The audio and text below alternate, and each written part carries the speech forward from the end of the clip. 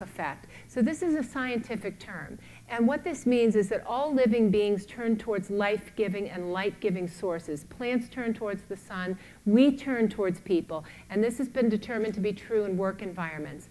Consultants go in and they map out what's called energy hubs. And they find at the center of these energy hubs are what's called positive energizers. And these are the people who are appropriate cheerleaders. They believe in other people. They encourage them. And they give them confidence.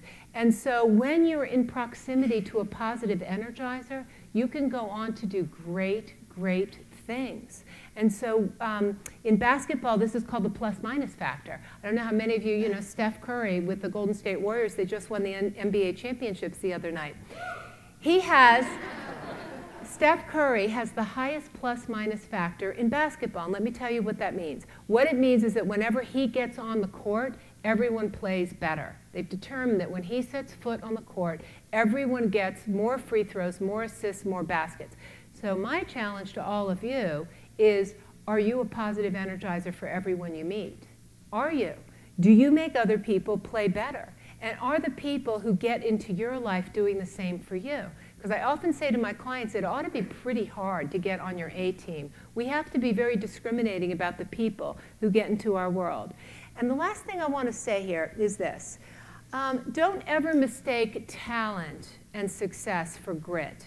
Because one of the reasons I am so passionate about this topic is I had talent and I had success, but I didn't have grit, and I knew it.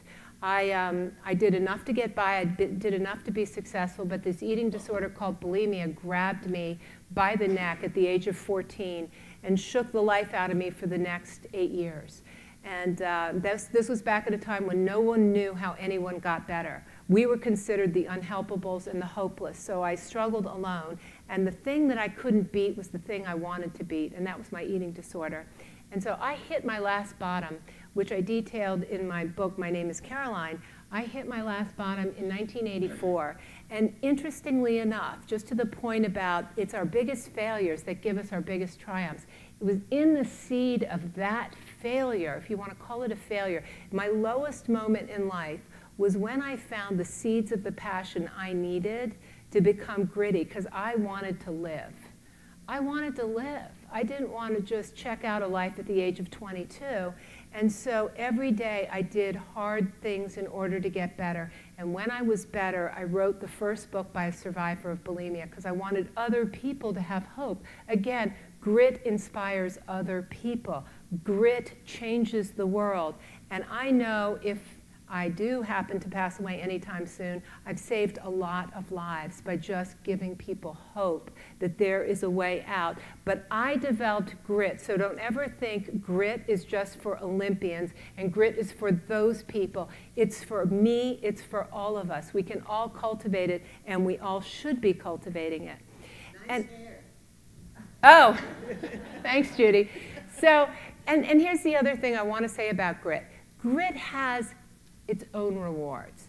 And so if there's no trophy at the end of the day, and you don't get a pay raise every time you do the right thing or do the hard thing, what is the reward? Well, the reward sneaks up on you, and I got the biggest reward of my life last August for doing the hard thing when it came to my eating disorder. I was swimming at Masters Nationals at the University of Maryland, and I heard my name on the pool deck.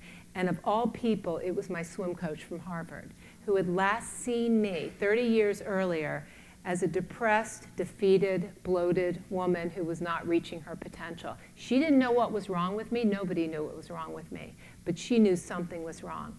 And so this was my moment to have closure on all of what had occurred back then. And I went up to her and I said, Stephanie, I want to tell you something. I'm trying to be the national champion today. I missed it by a 1/10 of a second, by the way. But, and Ben got there. You know, so 1/10 of a second can be a lot. But anyway, I said, I'm here to try to achieve something, but the biggest reward I got is you being here and you watching me compete in events that I last swam 30 years ago. And so that's the reward for being gritty. It's quiet. It sneaks up on you.